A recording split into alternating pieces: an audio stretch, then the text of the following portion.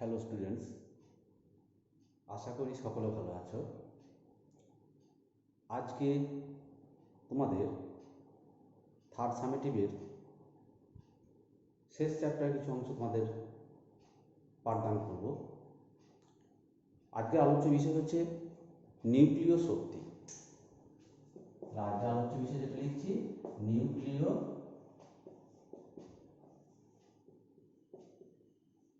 শক্তি, অর্থাৎ আমাদের বলে নিউক্লিয়ার এনার্জি। এটা শিখতে গেলে প্রথমে আমাদের একটা জিনিস জানতে হবে। আমরা আগে শিখেছিলাম যে আইনস্টাইনের ভর শক্তির তুল্যতা, আইনস্টাইনের ভর এবং শক্তির তুল্যতা, অর্থাৎ আমরা লিখতে পারি যে ভর ও শক্তির তুল্যতা, যার উপর ভিত্তি করে আমরা ভর ও শক্তির সংরক্ষণ সূত্র ব্যাখ্যা করেছিলাম। তোমরা শিখেছিলে আগে। সেটা কি না, ভর এবং শক্তি মিলিতভাবে ধ্রুবক থাকে, যেটা ভর শক্তি সংরক্ষণ সূত্র আমরা শিখেছিলাম। ভর এবং শক্তি এই জগতে, এই পৃথিবীতে ভর এবং শক্তি মিলিতভাবে ধ্রুবক থাকে। কিছু পরিমাণ ভর যদি অবলুপ্ত হয়ে যায়, তার তুল্য পরিমাণ শক্তি উৎপন্ন হয়, বা তুল্য পরিমাণ কিছু পরিমাণ শক্তি যদি অবলুপ্ত হয়ে যায়, তুল্য পরিমাণ ভর উৎপন্ন হয়। সেইটা আমরা আইনস্টাইনের এই ভর শক্তির তুল্যতা সমীকরণ E = mc², এই সমীকরণে ব্যাখ্যা করতে পারি। এম কি না, যতটা পরিমাণ ভর অবলুপ্ত হচ্ছে তার ভর। সি কি না, সি হচ্ছে শূন্য মাধ্যমে আলোর বেগ। এম হচ্ছে পদার্থ কণার ভর যেটা অবলুপ্ত হয়ে যাচ্ছে বা হারিয়ে যাচ্ছে, আর সি হচ্ছে শূন্য মাধ্যমে আলোর বেগ। অর্থাৎ এম পরিমাণ ভর যদি হারিয়ে যায়, অবলুপ্ত হয়ে যায়, তাহলে তার তুল্য পরিমাণ শক্তি ই জেনারেট করবে। অর্থাৎ ভরকে ধ্বংস করে আমরা শক্তি উৎপন্ন করতে পারি।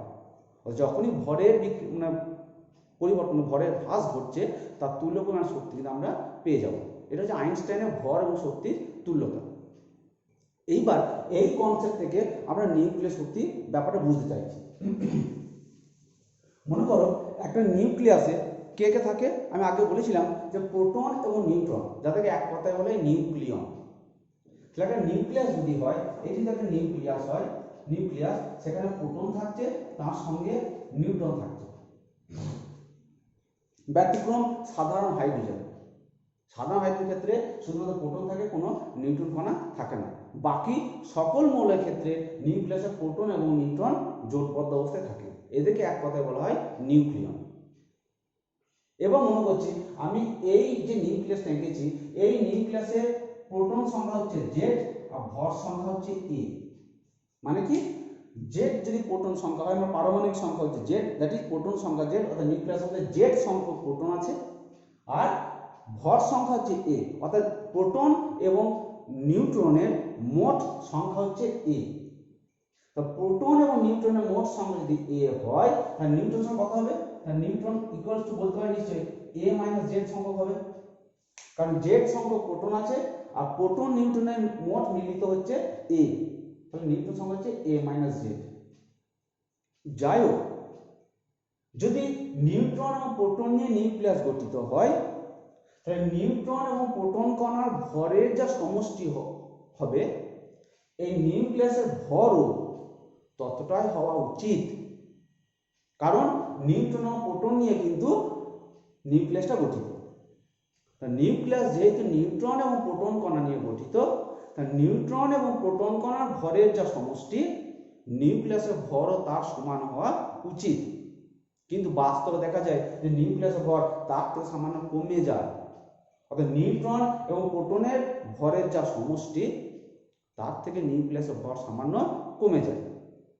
এই যে যতটা পরিমাণ ভর কমে গেল, ততটা পরিমাণ শক্তি আমরা লিখেছিলাম যে E = mc², এই সূত্র অনুযায়ী ততটা পরিমাণ শক্তিতে কিন্তু তুল্য পরিমাণ শক্তিতে রূপান্তরিত হয়েছে। এই যে তুল্য পরিমাণ শক্তি রূপান্তরিত হচ্ছে, সেই শক্তিটা আমরা বলি বন্ধন শক্তি। যতটা ভরের হ্রাস ঘটছে সেটা বলে ভর বিচ্যুতি বা ভর ত্রুটি। অর্থাৎ নিউট্রন এবং প্রোটনের মোট ভর যা হবে নিউক্লিয়াসের ভর তার থেকে কম, যতটা কম সেটাকে বলা হয় ভর বিচ্যুতি বা ভর ত্রুটি। এবং সেই ভর বিচ্যুতির তুল্য পরিমাণ যে শক্তি উৎপন্ন হচ্ছে সেটাকে বলবো বন্ধন শক্তি। অর্থাৎ সেই বন্ধন শক্তির জন্যই কিন্তু নিউক্লিয়াস মধ্যে নিউট্রন এবং প্রোটনগুলো বা নিউক্লিয়নগুলো একসঙ্গে জোটবদ্ধ অবস্থায় থাকতে পারে। কারণ নিউট্রন হয়তো নিষ্ক্রিয় কণিকা, কিন্তু প্রোটন ধনাত্মক আধানে আহিত। তা সেই দুটো প্রোটন বা একের বেশি প্রোটন যদি হয় তাদের মধ্যে সবসময় একটা পারস্পরিক বিকর্ষণ বল কাজ করবে। সেই বিকর্ষণ বলের জন্য প্রোটনগুলো দূরে সরে যেতে চাইবে, অর্থাৎ নিউক্লিয়াসটা অস্থায়ী নিউক্লিয়াসে পরিণত হওয়ার চেষ্টা করবে বা অস্থায়ী নিউক্লিয়াস বলতে পারবো। কিন্তু তা তো বাস্তবে সম্ভব নয়, তা তো হয় না। অর্থাৎ প্রোটনের মধ্যে ওই স্থির তড়িৎ বিকর্ষণ বলকে কাটিয়েও নিশ্চয়ই কোনো বল তাদেরকে একসঙ্গে জোটবদ্ধ অবস্থায় রাখতে সাহায্য করে, সেই বলটাকে বলা হয় নিউক্লিয় বল। অর্থাৎ প্রোটনের মধ্যে পারস্পরিক বিকর্ষণ বলকে কাটিয়ে এই নিউক্লিয় বল এই নিউক্লিয়নগুলিকে একসঙ্গে জোটবদ্ধ অবস্থায় রাখতে সাহায্য করে। এবং এই নিউক্লিয় বলের পাল্লা খুব স্বল্প, মানে খুব স্বল্প দূরত্বের মধ্যে ক্রিয়াশীল হয়, বেশি দূরত্বের মধ্যে ক্রিয়াশীল হতে পারে না।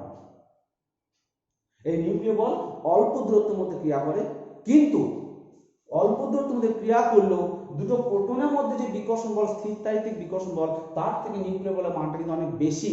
সেই কারণে এই নিউক্লিয় বল এই নিউক্লিয়নগুলিকে একসঙ্গে জোটবদ্ধ অবস্থায় রাখতে সাহায্য করে। তো এই নিউক্লিয় বল উৎপত্তি হচ্ছে এই নিউক্লিয় শক্তি, অর্থাৎ ভর বিচ্যুতির জন্য শক্তি জেনারেট করছে, সেটাই হচ্ছে বন্ধন শক্তি। তাহলে বন্ধন শক্তি কাকে বলবো না, একটা স্থায়ী নিউক্লিয়াস আছে, মনে করেন প্রোটন নিউট্রন আছে, এই প্রোটন নিউট্রনগুলোকে বা নিউক্লিয়নগুলোকে নিউক্লিয়াসকে ভেঙে প্রোটন নিউট্রনকে যদি আমরা স্বাধীন কণায় পরিণত করতে চাই, তাহলে যতটা পরিমাণ ন্যূনতম কমপক্ষে যতটা পরিমাণ শক্তি আমাকে সরবরাহ করতে হবে সেটাকেই বলা হচ্ছে বন্ধন শক্তি।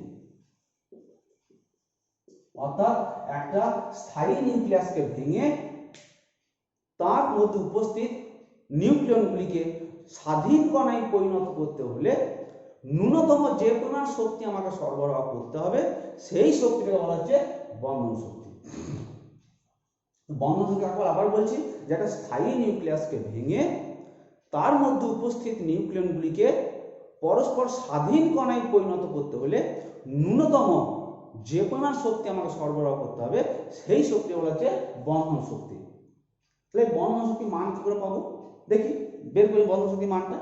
আমি কি বললাম যে বন্ধন শক্তি উৎপত্তি কিভাবে হয় না, ভর বিচ্যুতির উৎপত্তি হয়। তো ভরের বিচ্যুতি কেমন, ধরে নাও একটা প্রোটনের ভর, একটা প্রোটন কণার ভর হচ্ছে গিয়ে এমপি, অর্থাৎ এম হচ্ছে ভর, পি ফর প্রোটন। একটা নিউট্রন কণার ভর ধরলাম এম এন, এটাও তাই যে ভর হচ্ছে এম, এন ফর নিউট্রন। আর এই গোটা নিউক্লিয়াসটা ভর আমি ধরে নিচ্ছি ক্যাপিটাল এম। অর্থাৎ আমি বলতে চাই একটা প্রোটন কণা ভর হচ্ছে এমপি, একটা নিউট্রন কণা ভর এমএন, আর গোটা নিউক্লিয়াসটা ভর হচ্ছে এম। তাহলে এই নিউক্লিয়াসে আমি বলেছিলাম এই নিউক্লিয়াসটার কটা প্রোটন আছে, জেড সংখ্যক প্রোটন আছে। তাহলে একটা প্রোটনের ভর যদি এমপি হয়, জেড সংখ্যক প্রোটনের ভর কত হবে, নিশ্চয়ই জেড ইনটু এমপি। ঠিক একই হবে একটা নিউট্রনের ভর যদি এম এন হয়, কতগুলো নিউট্রন আছে না এ মাইনাস জেড সংখ্যক নিউট্রন আছে। তো মোট ভর কত নিউট্রনের, A minus Z into M N. তাহলে একটা প্রোটন কণা ভর হচ্ছে Z into MP, sorry MP, Z সংখ্যক প্রোটন আছে বলে জেড এমপি ভর সঙ্গে মোট ভর হলো, মোট নিউট্রন ভর কত হলো A minus Z into M N. একটা নিউক্লিয়াস ভর কত হচ্ছে এম। আমি বলেছিলাম যে হিসাবে এই ভর যুক্ত এই ভর অর্থাৎ জেড ইনটু এমপি প্লাস এ মাইনাস জেড ইনটু এমএন, এই যে ভরের সমষ্টি কার কার না প্রোটন এবং নিউট্রনের মোট ভরের সমষ্টি, এই নিউক্লিয়াসের ভরের সমান হওয়া উচিত, কিন্তু হয় না, কিছুটা বিচ্যুতি ঘটে, কিছুটা কমে যায়। যে পরিমাণ ভর কমে যায়, কতটা ভর কমছে মাইনাস এম, অর্থাৎ প্রোটনের ভর এত, নিউট্রনের ভর এত, মোট সমষ্টি হতো এত, সেখান থেকে নিউক্লিয়াসের ভর কত হলো না এম। তো এই যে হলো এটা হলো ভর বিচ্যুতি, অর্থাৎ আমরা লিখতে পারি এটা হচ্ছে ভর বিচ্যুতি, দ্যাট ইজ ডেল্টা এম। অর্থাৎ ভরের এই পরিমাণ হ্রাস করছে। তা তুল্য পরিমাণ শক্তি কি হবে? আমি বলেছিলাম যে E ইকুয়ালস টু ওই mc স্কয়ার, তাহলে লিখতে পারবো delta m into c square, that is z mp minus a minus z mn minus m into c square. তো এই পরিমাণ শক্তি কিন্তু উৎপন্ন হবে এই ভর বিচ্যুতির জন্য। দ্যাট ইজ এই যে ই বললাম, এটাই হচ্ছে বন্ধন শক্তি, যেটা যে শক্তি ওই নিউক্লিয়নগুলোকে পরস্পর একসঙ্গে জোটবদ্ধ অবস্থায় রাখতে সাহায্য করে। ওকে, এই যে নিউক্লিয় শক্তি শিখলাম, এই শক্তির ব্যবহার কোথায় কোথায় ঘটে আমাদের। প্রথমে সেই শিখতে হবে যে নিউক্লিয় বিভাজন, অর্থাৎ নিউক্লিয়াসকে ভাঙবো, বিভাজন ঘটাবো, তাহলে কি হবে? অর্থাৎ প্রথমে শিখতে হবে, এবার বলতে চাইছি যে নিউক্লিয় বিভাজন, নিউক্লিয় বিভাজন এটা কি? বিভাজন মানে ভাঙা। কাকে ভাঙবো? না অপেক্ষাকৃত ভারী নিউক্লিয়াসকে ভাঙবো। অপেক্ষাকৃত ভারী নিউক্লিয়াসকে ভাঙবো, ভেঙে প্রায় সমান ভরে দুটি হালকা নিউক্লিয়াসে পরিণত করব। যদি করা হয় এই প্রক্রিয়াটা নিউক্লিয় বিভাজন, এবং এই সমান ভরে যখন হালকা নিউক্লিয়াসে পরিণত করব, তার সঙ্গে কিছু নিউট্রন কণা উৎপন্ন হবে এবং হিউজ পরিমাণ শক্তি জেনারেট করবে। এই প্রক্রিয়াটা হচ্ছে নিউক্লিয় বিভাজন। আর নিউক্লিয় বিভাজন কাকে বলবো? না অপেক্ষাকৃত ভারী নিউক্লিয়াসকে ভেঙে প্রায় সমান ভরের দুটি অন্য নিউক্লিয়াসে পরিণত করা হয় এবং তার সঙ্গে কিছু নিউট্রন কণা এবং প্রচুর পরিমাণে শক্তি নির্গত হয়, যে প্রক্রিয়ার মাধ্যমে সেই প্রক্রিয়াটা বলা হচ্ছে নিউক্লিয় বিভাজন। আবার বলছি যে অপেক্ষাকৃত একটা ভারী নিউক্লিয়াসকে ভেঙে প্রায় সমান ভরের দুটি ভিন্ন নিউক্লিয়াসে পরিণত করা হয় এবং কিছু নিউট্রন কণা এবং প্রচুর পরিমাণে শক্তি নির্গত হয়, যে নিউক্লিয় বিক্রিয়ায়, সেই নিউক্লিয় বিক্রিয়া বলে নিউক্লিয় বিভাজন। যেমন একটা 92 ইউরেনিয়াম 235, অর্থাৎ প্রোটন সংখ্যা যে 92, ভর সংখ্যা 235, তাকে যদি ধীর গতি সম্পন্ন নিউট্রন কণা দিয়ে আঘাত করা হয়, অপেক্ষাকৃত ধীর গতি সম্পন্ন নিউট্রন কণা দিয়ে আঘাত করছে, তাহলে এই নিউট্রন এই ইউরেনিয়ামের মধ্যে আত্তীকরণ ঘটে, অর্থাৎ একসঙ্গে মিশে যায়, দিয়ে ইউরেনিয়ামের একটা অস্থায়ী আইসোটোপ তৈরি হয়। অস্থায়ী আইসোটোপ তৈরি হলো। দেখো এখানে প্রোটন সংখ্যা 0 ছিল, 92 যুক্ত 0 সংখ্যা 92, আর ভর সংখ্যা 1, 235 1 236। এই যে আইসোটোপটা হলো, এই আইসোটোপ হচ্ছে ইউরেনিয়ামের অস্থায়ী আইসোটোপ, অর্থাৎ বেশিক্ষণ স্থায়ী থাকতে পারে না। এ যখনই তৈরি হলো, সঙ্গে সঙ্গে তার বিভাজন প্রক্রিয়া সম্পন্ন হবে। বিভাজন হয়ে কি হয়? বেরিয়াম এবং ক্রিপ্টন, অর্থাৎ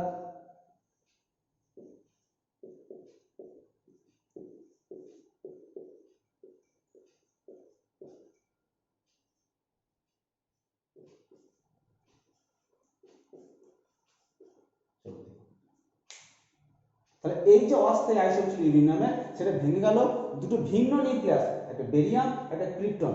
বেরিয়ামের প্রোটন সংখ্যা 56, ভর সংখ্যা 141, ক্রিপ্টনের প্রোটন 36, ভর সংখ্যা 92, তার সঙ্গে 3টে নিউট্রন কণা উৎপন্ন হয় এবং হিউজ পরিমাণ শক্তি উৎপন্ন হয়। এই যে বিক্রিয়া, এই বিক্রিয়াটা নিউক্লিয় বিভাজন বিক্রিয়া। হিসাব করে দেখে নাও, এটা 92 ছিল, যোগ করো 0, তাহলে কোনো ব্যাপার নেই। 6 6 12 3 হাত তাহলে 1, 3 4 5 9, এখানে 3টে, মানে এখানে তাহলে 1 আছে, তা 3টে নিউট্রন 3 হবে, তা 3 2 5 1 6, আর 9 আর 4 13, 3 হাত তাহলে 1 1 2 মিলে যাচ্ছে। অর্থাৎ এই যে ছিল ভারী নিউক্লিয়াস, তাকে ধীর গতির সঙ্গে নিউট্রন কণা দিয়ে আঘাত করলাম, দিয়ে প্রায় সমান ভরে দুটো হালকা নিউক্লিয়াসে পরিণত হলো, তার সঙ্গে নিউট্রন কণিকা এবং প্রচুর পরিমাণে শক্তি নির্গত হলো, যে প্রক্রিয়ার মাধ্যমে, সেই প্রক্রিয়াটা আমরা বলবো নিউক্লিয় বিভাজন প্রক্রিয়া। এইবার মনে রাখতে হবে যে এই যে নিউট্রন কণা উৎপন্ন হলো, এই 3টে নিউট্রন কণিকা ঠিক এই রকম নিউট্রন কণিকার মতো আচরণ করতে শুরু করবে। অর্থাৎ এই 3টে নিউট্রন কণিকা ঠিক 3টে এই রকম ইউরেনিয়ামকে আঘাত করবে, তাদেরকে আবার ভাঙার পর্যায়ে নিয়ে যাবে। তাহলে ভাঙলে কত হবে? একটা নিউট্রন ভেঙে পাচ্ছিলাম 3টে, তা 3টে নিউট্রন ভাঙলে হবে 9টা, অর্থাৎ 9টা নিউট্রন বেরোবে। সেই 9টা নিউট্রন আবার 9টা ইউরেনিয়াম 235 যে নিউক্লিয়াস রয়েছে তাকে ভাঙবে, যে 27টা নিউট্রনে পরিণত করবে। অর্থাৎ একের পর এক নিউট্রনের সংখ্যা বাড়ছে এবং পর্যায়ক্রমে এই যে ইউরেনিয়াম নিউক্লিয়াস তাকে ভাঙার টেন্ডেন্সি থাকছে। এই বিক্রিয়াটাকে বলা হয় শৃঙ্খল বিক্রিয়া বা চেন রিঅ্যাকশন, অর্থাৎ ঘটতেই থাকবে। এই শৃঙ্খল বিক্রিয়া ঘটার ফলে খুব অল্প সময়ের মধ্যে প্রচুর প্রচুর পরিমাণে শক্তি কিন্তু নির্গত হয়ে যাবে। এই শৃঙ্খল বিক্রিয়া যখন ঘটতে থাকবে, অনিয়ন্ত্রিতভাবে যখন ঘটবে, তখন প্রচুর পরিমাণে শক্তি উৎপন্ন হয়ে যাবে। এই যে শৃঙ্খল বিক্রিয়া অনিয়ন্ত্রিতভাবে ঘটে, এই যে নীতি, এই নীতিটাকে পারমাণবিক বোমাতে অ্যাপ্লাই করা হয়।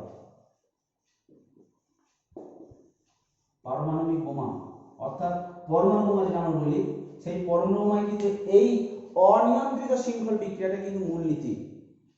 অল্প সময়ের মধ্যে হিউজ পরিমাণে শক্তি উৎপন্ন করে এবং একটা বিশাল এরিয়াকে, বিশাল অঞ্চলকে কিন্তু ধ্বংস করে দেয়। তোমরা শুনে থাকবে দ্বিতীয় বিশ্বযুদ্ধের সময় অর্থাৎ 1945 খ্রিস্টাব্দে 6ই আগস্ট এবং 9ই আগস্ট দুটো খুব কি বলবো বেদনাদায়ক দিন, যে আমেরিকার দুটো শহরে, একটা হিরোশিমা একটা নাগাসাকিতে বিপক্ষ দল তারা কিন্তু পরমাণু বোমার বিস্ফোরণ ঘটিয়েছিল। হিরোশিমাতে ফেলা হয়েছিল ইউরেনিয়াম 235 আর নাগাসাকিতে ফেলা হয়েছিল প্লুটোনিয়াম 239। যাই হোক, যেটাই হোক না কেন, সেই যে পরমাণু বোমা যখন ফেলা হলো, যে জায়গা থেকে ফেলা হয়েছিল ওই 1945 খ্রিস্টাব্দে 6ই আগস্ট এবং 9ই আগস্ট হিরোশিমা নাগাসাকিতে, সঙ্গে সঙ্গে প্রায় 90% লোক সেই এলাকার 500 মিটারের মধ্যে মোটামুটি বলা যায়, ওটাই সে 500 মিটার রেডিয়াস নিয়ে যদি বৃত্ত চিন্তা করা হয়, তা সেই বৃত্তের মধ্যে প্রায় 90% লোক সঙ্গে সঙ্গে মারা যায়। তারপরেও সেই যে ভয়াবহ বিস্ফোরণ, তার প্রভাব কিন্তু পরবর্তী প্রজন্ম কিন্তু বয়েই যাচ্ছে। এত মারাত্মক ঘটনা ঘটেছে। এই অনিয়ন্ত্রিত শৃঙ্খল বিক্রিয়ার কাজে কিন্তু পারমাণবিক বোমাটা তৈরি করা হয়ে থাকে। তাহলে কি বলবো যে এই বিভাজন বিক্রিয়া শুধুমাত্র ধ্বংসের ক্ষেত্রে কাজে লাগে? না, সেটা নয়। যদি আমরা এই শৃঙ্খল বিক্রিয়াটা নিয়ন্ত্রণ করতে পারি, আমরা নির্দিষ্ট ছন্দে যদি ঘটাতে পারি, নিজেদের ক্যাপচার যদি রাখতে পারি, তাহলে এইটা কিন্তু আমরা মানব কল্যাণে ব্যবহার করতে পারি। অর্থাৎ এই শৃঙ্খল বিক্রিয়াটাকে নিয়ন্ত্রিত করে আমরা যখন এই উৎপন্ন শক্তিকে মানব কল্যাণে ব্যবহার করব সুনির্দিষ্টভাবে, যে ব্যবস্থার মাধ্যমে, সেই ব্যবস্থাকে বলা হয় নিউক্লিয়ার রিঅ্যাক্টর বা নিউক্লিয় চুল্লি বা নিউক্লিয় রিঅ্যাক্টর।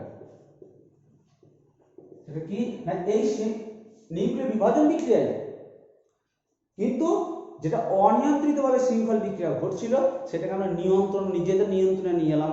নিজেদের মতো করে আমরা বিক্রিয়া ঘটাচ্ছি, যে শক্তি উৎপন্ন করছে সেই শক্তিটা কাজে লাগিয়ে আমরা নিউক্লিয় চুল্লির মাধ্যমে বর্তমানে বিদ্যুৎ শক্তি উৎপাদন করছি। অর্থাৎ এই যে শক্তি জেনারেট করছে, এই শক্তিটা তাপ শক্তি রূপে মুক্ত হয়, সেই তাপ শক্তি কাজে লাগিয়ে আমরা বিদ্যুৎ শক্তিতে কনভার্ট করি। দেখা গেছে যে 1 কেজি এরকম ইউরেনিয়াম, 1 কেজি এই ইউরেনিয়াম 235 এই নিউক্লিয়াসকে ধ্বংস করলে, বিভাজন করলে যে পরিমাণ তাপ শক্তি পায়, 1 কেজি কয়লা কে পোড়ালে যতটা তাপ শক্তি পায়, অর্থাৎ 1 কেজি কয়লাকে পোড়ালে যতটা তাপ শক্তি পাই, তার 30 লক্ষ গুণ তাপ পাবো যদি 1 কেজি ইউরেনিয়ামকে আমরা বিভাজিত করতে পারি। অর্থাৎ 1 কেজি কয়লাকে পোড়ালে যে পরিমাণ তাপ শক্তি পাই, মোটামুটি তার 30 লক্ষ গুণ তাপ শক্তি বেশি পাবো যদি 1 কেজি ইউরেনিয়ামের এটা লিখেছি, এটাকে আমি বিভাজিত করতে পারি। তাহলে এই যে তাপ শক্তি পাচ্ছি, এই তাপকে কাজে লাগিয়ে আমরা বিদ্যুৎ শক্তিতে কনভার্ট করি নিউক্লিয়ার চুল্লিতে, নিউক্লিয়ার রিঅ্যাক্টরে। এটা কিন্তু আমাদের ভবিষ্যৎ প্রজন্মের বিদ্যুৎ শক্তি চাহিদা মেটাতে কিন্তু অপরিহার্য অঙ্গ হয়ে উঠবে। আবার এক্ষেত্রেও মারাত্মক ঘটনা মনে রাখতে হবে, এই যে নিউক্লিয়ার চুল্লি বা নিউক্লিয়ার রিঅ্যাক্টর, সেটাও কিন্তু ধ্বংসের ক্ষেত্রে ধ্বংসের দিকে নিয়ে যেতে পারে। যদি কোনো কারণে এই নিউক্লিয়ার চুল্লিতে বিস্ফোরণ ঘটে যায়, তাহলে এখান থেকে, এই নিউক্লিয়ার চুল্লি থেকে বেশ যে তেজস্ক্রিয় বিকিরণ নির্গত হয়, তেজস্ক্রিয় পদার্থ বিকৃত হয়, সেই তেজস্ক্রিয় পদার্থ আমাদের মানব জীবনের একটা কি ভয়াবহ দুর্বিষহ দিন নিয়ে চলে আসে। এটাও ঘটেছিল 1986 খ্রিস্টাব্দে ইউক্রেনের চেরনোবিলে এবং 2011 খ্রিস্টাব্দে জাপানের ফুকুশিমায়। এই দুটো জায়গাতে এই নিউক্লিয়ার চুল্লির বিস্ফোরণ ঘটেছিল। সেই বিস্ফোরণ ফলে যতটা পরিমাণ তেজস্ক্রিয় পদার্থ বিকৃত হয়েছিল, বিকিরণ ঘটেছিল, একটা বিস্তীর্ণ এলাকা প্লাবিত করে দিয়েছিল এবং সেখানকার সমস্ত জনজীবন প্রায় ধ্বংসের মুখে চলে গিয়েছিল। তা সেটা আমাদের খেয়াল রাখতে হবে যে নিউক্লিয়ার চুল্লি যেটা আমরা মানব কল্যাণে ব্যবহার করতে পারি, খুব সাবধানে অতি সন্তর্পণে ব্যবহার করতে হবে, যাতে এই আমাদের প্রচেষ্টা যেন মানব কল্যাণেই থাকে, ধ্বংসের পথে যেন নিয়ে না যায়। ক্লিয়ার? এটা হলো নিউক্লিয় বিভাজন। ঠিক এর বিপরীত ঘটনা হচ্ছে নিউক্লিয় সংযোজন। অর্থাৎ নিউক্লিয় বিভাজনের ঠিক বিপরীত নিউক্লিয় সংযোজন। তাহলে কি না, নিউক্লিয় বিভাজনে ভারী মৌলের নিউক্লিয়াসকে আমরা প্রায় সমান ঘরে দুটো খণ্ডে বিভক্ত করেছিলাম। সংযোজনে কি বলবো না, হালকা নিউক্লিয়াসকে আমরা পরস্পর সংযুক্ত করব। সংযুক্ত করলেও আমরা কিন্তু প্রচুর পরিমাণে শক্তি পেতে পারি। সে নিউক্লিয় বিভাজনই বলো, নিউক্লিয় সংযোজনই বলো, কোত্থেকে শক্তিটা আসছে? ওই যে ভর বিচ্যুতি। আমি নিউক্লিয় বিভাজনে যেটা বললাম যে ইউরেনিয়াম 235 ছিল, সেখানে বেরিয়াম আর ক্রিপ্টন পেলাম। বেরিয়াম, ক্রিপ্টন এবং 3টে নিউট্রন পেয়েছিলাম। সমীকরণ মুছে দিলাম, আমি খেয়াল করে দেখবো কোনটাই বেরিয়াম, অর্থাৎ আরো লিখে দিচ্ছি না, যে ইউরেনিয়াম 235, সেখান থেকে পেলাম বেরিয়াম,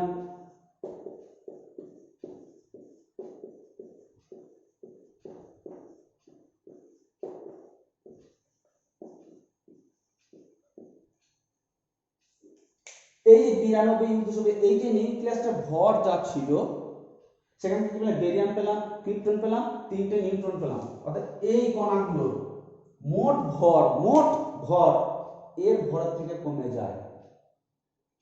এই যে কণিকাগুলো পেলাম, এই কণিকাগুলো মোট ভর বা এই নিউক্লিয়াসগুলো মোট ভর এর ভরের থেকে অনেক কমে যায়। যতটা পরিমাণ ভর কমে গেল, ততটা পরিমাণে তুল্য শক্তি এই সমীকরণে পেয়ে যাবে। ঠিক একইভাবে সংযোজন বিক্রিয়াতেও যে নিউক্লিয়াসগুলো সংযোজিত করব, তাদের মোট ভর সংযোজনের পরে যে নিউক্লিয়াসটা পেলাম তার ভরের থেকে বেশি হয়। অর্থাৎ যখনই সংযোজিত হয়ে একটা নিউক্লিয়াস তৈরি করলো, তার ভরটা কমে গেল, যত পরিমাণ ভর করলো তত পরিমাণ তুল্য শক্তি জেনারেট করলো। আমি লিখি সংযোজনের উদাহরণ থেকে ব্যাপারটা বুঝতে পারবেন, আমি বলে দিচ্ছি ওটাই। মনে করো ডয়টেরিয়াম 1H2, একটা ডয়টেরিয়াম আর একটা ডয়টেরিয়াম নিয়ে এলাম, এই দুটো সংযোজিত করা হলো। অর্থাৎ এই দুটো নিউক্লিয়াসকে যোগ ঘটানো হলো, সংযোজিত হলো। কি হবে না, 2He3 হিলিয়াম একটা আইসোটোপ তৈরি হবে, প্লাস দেখো এখানে 2 2 2 হয়ে গেছে, 2 3 4 3, অর্থাৎ ভর সঙ্গে 1 কমে গেছে, দ্যাট ইজ একটা নিউট্রন কণা উৎপন্ন হবে, তার সঙ্গে শক্তি নির্গত হবে।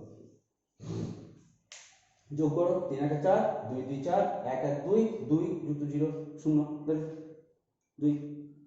তো যা কি বললাম যে দুটো ডয়টেরিয়ামকে যদি একসঙ্গে সংযোজিত করা যায়, তাহলে কি হবে না, একটা হিলিয়াম আইসোটোপ তৈরি হবে এবং তার সঙ্গে একটা নিউট্রন কণা বেরোবে আর হিউজ পরিমাণে শক্তি উৎপন্ন হবে। যেটা বলছিলাম, এই শক্তি কোথা থেকে এলো না, এই দুটো নিউক্লিয়াসের যা ভর ছিল, এই কণাগুলোর ভরের থেকে বেশি। অর্থাৎ এই কণাগুলো ভর এই দুটো নিউক্লিয়াসের মোট ভর থেকে কমে গেল, যতটা পরিমাণ ভর কমলো ততটা পরিমাণ তুল্য শক্তি এই সমীকরণ অনুযায়ী কিন্তু নির্গত হবে। এই যে শক্তি উৎপন্ন হচ্ছে, এটাও কিন্তু নিউক্লিয় শক্তি। এবং খেয়াল রাখতে হবে, এই নিউক্লিয় সংযোজন বিক্রিয়ায় যে শক্তিটা নির্গত হয়, সেই শক্তির মান বিভাজন প্রক্রিয়ায় প্রাপ্ত শক্তি থেকে অনেক অনেক বেশি হয়। বিভাজন প্রক্রিয়ায় যে শক্তিটা পাই, তার থেকে সংযোজন প্রক্রিয়ায় প্রাপ্ত শক্তির মান কিন্তু অনেক বেশি হয়। কিন্তু এই ক্ষেত্রে একটা সমস্যা আছে, যে দুটো নিউক্লিয়াসকে যখন আমি সংযোজিত করতে চাইবো, এই দুটো নিউক্লিয়াসের পারস্পরিক বিকর্ষণ বল কাজ করবে। সেই বিকর্ষণ বলকে কাটিয়ে আমাকে যদি নিউক্লিয়াসে সংযোজিত করতে হয়, তো প্রচুর পরিমাণে তাপ শক্তির প্রয়োজন, কয়েক কোটি ডিগ্রি সেন্টিগ্রেড তাপ শক্তি বলতে গেলে। তো অতটা তাপ শক্তি কোত্থেকে পাবো? অন্য কোনোভাবে পাওয়া সম্ভব নয়।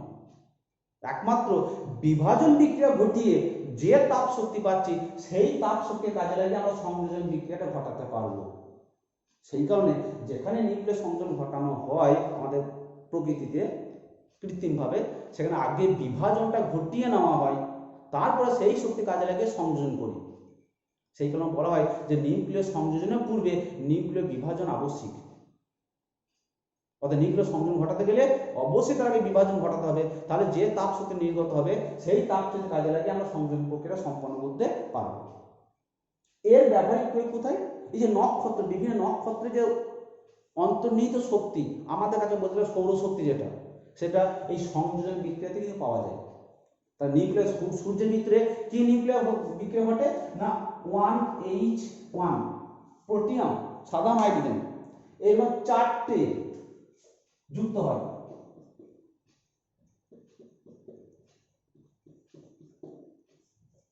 কি হয়? হিলিয়ামের একটা আইসোটোপ 2H4 প্লাস দুটো পজিট্রন তৈরি হয়। তার সঙ্গে এই যে শক্তি, এটা হচ্ছে সৌরশক্তির উৎস। এই শক্তিটা হচ্ছে সৌরশক্তির মূল উৎস। দেখো 2 1 3, মানে এখানে দুটো কণা আছে, 2 2 1 2 2 2 1 2 3 4 মিলল, এখানে 4টে 4 0 0 4। অর্থাৎ সৌর বিভিন্ন নক্ষত্র, সূর্যগুলো নয়, যে কোনো নক্ষত্রের মধ্যে এই সাধারণ হাইড্রোজেন 4টে পরমাণু একসঙ্গে যুক্ত হয়ে একটা হিলিয়াম পরমাণু তৈরি হলো, হিলিয়াম নিউক্লিয়াস তৈরি হলো, তার সঙ্গে দুটো পজিট্রন উৎপন্ন হলো এবং শক্তি জেনারেট করলো। এই শক্তি হচ্ছে সৌরশক্তির মূল উৎস। বোঝা গেল? তাহলে আমরা যে নিউক্লিয়াস শক্তি নিয়ে আলোচনা করলাম, নিউক্লিয়াস শক্তি কোত্থেকে উৎপন্ন হয়, কিভাবে উৎপন্ন হয়, তাদেরকে আমরা কি করে ব্যবহারিক ক্ষেত্রে কাজে লাগাতে পারি, সেগুলো আলোচনা করলাম। বাড়িতে পড়বে, খুব কঠিন নয়, একটু ধীরে সুস্থে পড়লেই বুঝতে পারবে। আমাদের ক্লাসগুলো ফলো করবে, অবশ্যই ফলো করবে। যদি পড়তে গিয়ে বুঝতে গিয়ে কোথাও একটু অসুবিধা হয়ে যায়, অবশ্যই আমার সঙ্গে যোগাযোগ করবে, আমরা তোমাদেরকে আবার হেল্প করব। ওকে, তাহলে এই পর্যন্ত থাকলো। ভালো থেকো, সুস্থ থেকো, ভালো করে পড়াশোনা করো, পরীক্ষার জন্য প্রিপারেশন নাও, নিজের ভালো করে প্রিপেয়ার হবে পরীক্ষার জন্য। কিন্তু সাবধান থাকবে, বর্তমান পরিস্থিতির পরিপ্রেক্ষিতে একটু সাবধান থাকাই ভালো। এই বলে আজকের ক্লাসটা শেষ করছি। ওকে।